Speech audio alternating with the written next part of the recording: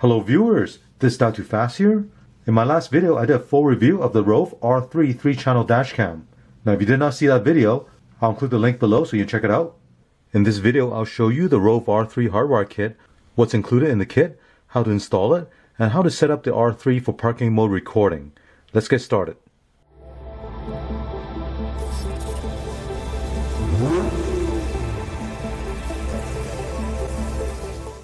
So here's a Rove R3 Hardwire kit. Inside this box is a Rove Hardwire kit. Now this one here is made specifically for the R3 dashcam. With this installed, you can use the parking mode feature on the dashcam. Let me show you what comes with this Hardwire kit. Fuse tap, voltage tester, mounting hardware, plastic pry tool. There's a Hardwire kit, and the user manual. Looking at the Hardwire kit, on one side you have this black cable that goes to this USB-C connector.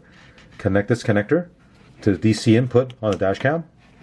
Now let's have a closer look at this voltage protection circuit. If you look at the bottom here, there are different voltages marked on this label. These voltages correspond to the selector switch you see right here. This is where you set the cutoff voltage for the car battery. Right now it's set to 11.8 volts. You can change the settings to 12 volt, 12.2 volt, and 12.4 volt. When the dashcam is operating in parking mode, the car battery will slowly drain, and when it reaches this cutoff voltage, this box will automatically shut off the output voltage going to the dashcam. And this will prevent the car battery from draining so low that you can't start your car. Now I recommend you set this to 12 volt or 12.2 volt. Now keep in mind at 12 volt, the car battery is at 50% capacity. If you let it drain further, it might be difficult for you to start the car. Over here is a parking mode switch. If you're installing this for the Rove dashcam, just leave this switch in the default position. If you're using this Hardwire kit for a different dashcam and you notice it's not working properly, like let's say the dashcam goes into parking mode while you're driving, then you slide the switch over to the right side. On the left side of the box, you see 3 wires. The red wire will connect to constant 12 volt in the fuse box. The yellow wire will connect to ignition 12 volt in the fuse box, and the black wire will connect to chassis ground in the car. With these 3 wires connected, the dashcam will record in normal recording mode while you're driving, and then automatically switch to parking mode when you turn off the ignition. Now Rove has always done a good job with a Hardwire kit. What I mean by that is they've included all the different types of fuse taps you'll need to do your install. Depending on the car you have, different cars actually use different type of fuse. Right here are the 4 most common fuse you'll find. This one here is ATC, Mini, Micro 2, and Low Profile Mini. Since I'll be installing this in my Nissan Pathfinder, my vehicle will need to use this Low Profile Mini. So I need one with a yellow wire for the ignition 12 volt, and one with a red wire for the constant 12 volt. With the fuse tap, this end will plug into the fuse box, and the other end will connect to the Hardwire kit. You just match up the color, yellow to yellow, and red to red. With the black wire, you connect this to a grounding bolt underneath the dash. So let's take this to the vehicle, and I'll show you how to install it. We'll also take a look at the Rove R3 parking mode recording. With the Hardwire cable, you'll be replacing this new cable with the cigarette lighter power cable you installed previously. So go ahead and remove the cigarette lighter power cable. Now connect the Hardwire power cable to the dashcam. Run this cable up to the headliner and over to the A-pillar. From the A-pillar, run the power cable down along the side and bring it into the fuse box in your vehicle. Locate the fuse box in your vehicle, remove the cover. Which fuse you tap into the fuse box for the ignition 12 volt or constant 12 volt will differ between make and model of vehicles. A good starting point is to look at the back of the fuse panel cover. Here you'll find a sticker that'll tell you which fuse is for what circuit. So for example, this 10 amp fuse that's marked electric parts BAT2 will give me constant 12 volt. And this other fuse at the top here with a 20 amp fuse marked power socket accessory 1, this will give me ignition 12 volt. Now make sure you don't tap into any circuit that's critical to the operation of the vehicle. So you don't want to tap onto a circuit for your ABS or SRS airbag. With this Hardwire kit, they did include this volt tester. So if you don't have a multimeter, this can be very handy to have. To use it is very simple. Connect the alligator clamp to a chassis ground. With this probe here, probe any of the fuse you're testing. So here you can see there's a digital display to show you the voltage reading. Now for the filming of this video, I'll go ahead and use my multimeter, which has a bigger display so you can see the voltage reading. But if you're doing this at home, this tester will work really well. So here I'll take out the 10 amp fuse. That's for the constant 12 volt. Next I'll use a multimeter to test which side of the fuse has a voltage coming in. Set the multimeter to measure DC voltage. Connect the negative probe to the chassis ground. Here I'll use an alligator clip. Clip it to the probe. And on the other end of this wire, I'll clip it to a chassis ground. With the fuse removed, I'll first probe the left side of the fuse slot. It's 0 volt. Now probe the right side, and it's showing 12.3 volt. So this tells me the voltage is coming in on the right side, goes through the fuse, and then out on the left side. Looking at the fuse tab, you see there are 2 fuse slots. The top slot is for your accessory, so the voltage will come in on the left side, go through the top fuse, and then go out to the accessory. With the bottom fuse, the voltage will come in on the left side, go through the fuse, and then out on the right side. And this completes the original circuit. So you want to install the original fuse from the fuse box in the bottom slot, and then install your own fuse for the top accessory slot. So when you install this fuse tab, make sure the left side is where the voltage is coming in, and the right side is where the voltage is going out. Here I'll install the original fuse in the bottom slot,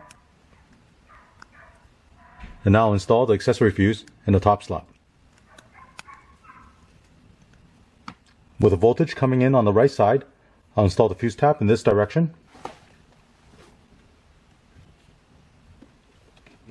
Now with the 12 volt ignition fuse, if your ignition is off, when you test it, it'll be 0 volt, and when you turn on the ignition, it'll give you 12 volt.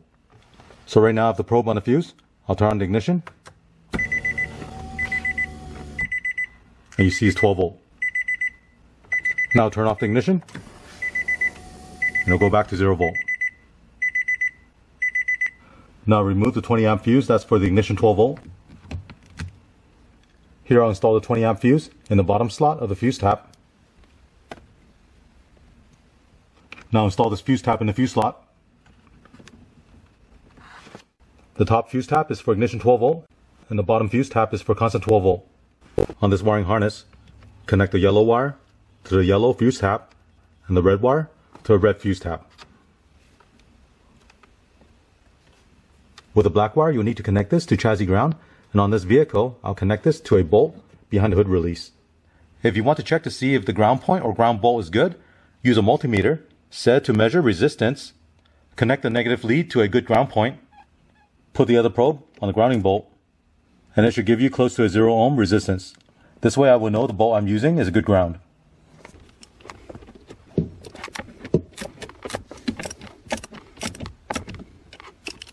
Here I install the ground wire on this bolt. With everything installed, put the cover back on. With the Hardwire kit installed, now you need to go into the dashcam setting and turn on the parking mode recording. Tap the screen, select settings. Recording stopped. Scroll up, select parking mode. Here it tells you the parking mode will only work with the Hardwire kit, so with that installed, select yes, turn on. By default, the parking mode is off. You can select collision detection only, or time lapse and collision detection. Now if you select collision detection, when you turn off the vehicle, the dashcam will turn off and go into standby parking mode. When the dashcam detects an impact to the vehicle, the dashcam will power on, record a 1-minute video, and then automatically turn off and go back into standby parking mode. If you select time lapse and collision detection, then when you turn off the ignition, the dashcam will switch to time-lapse recording. During this time, if it detects an impact to the vehicle, it will record the video at regular frame rate, and afterwards it'll go back to time-lapse recording. I'll leave in the time-lapse and collision detection setting. Go back. Now with the parking mode recording, before you exit out the settings menu, it's very important you check the G-sensor setting. With this setting, you're adjusting the sensitivity of the G-sensor. If you set it to 1, this high impact detection, so the dashcam will require a high impact to detect the collision. Now if you scroll down all the way to number 9, this is actually high sensitivity. And with this, even with a low impact, the dashcam will be able to detect the impact. And if you set it to 5, this medium impact detection. So for parking mode recording, I recommend you set it to 5 or higher. I'm going to set this to 7. Go back. Now you can exit the settings menu. With the Hardwire kit installed, when I turn off the ignition, the dashcam will shut down and go into parking mode.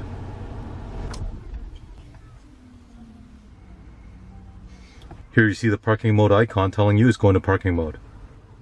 And since I selected the time-lapse recording, the blue LED here will blink, letting you know it's doing the time-lapse recording right now.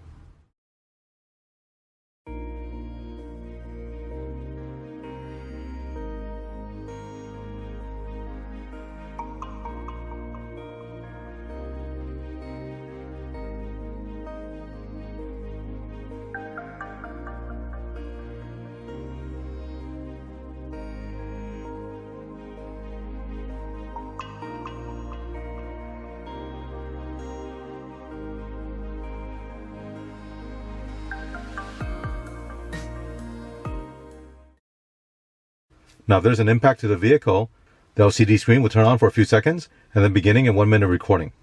I'll simulate an impact by hitting the A-pillar on my vehicle.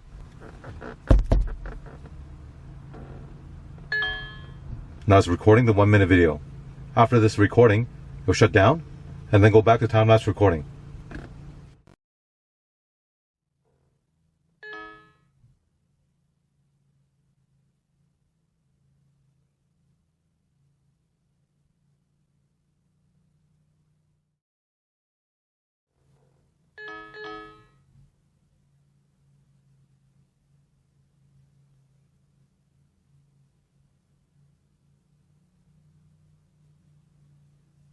If there was an impact to the vehicle while you're parked, when you come back to your vehicle and turn on the ignition, the dashcam will notify you an event happened.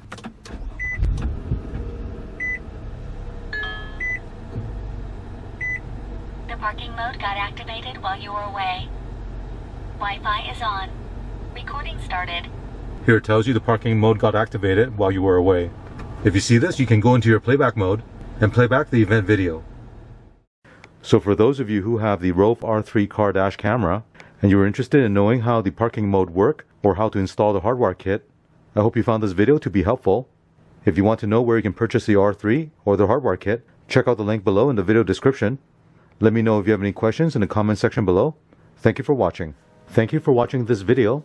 To support this channel, remember to click on thumbs up, subscribe to my channel, and turn on the notification bell so you get notified of new videos.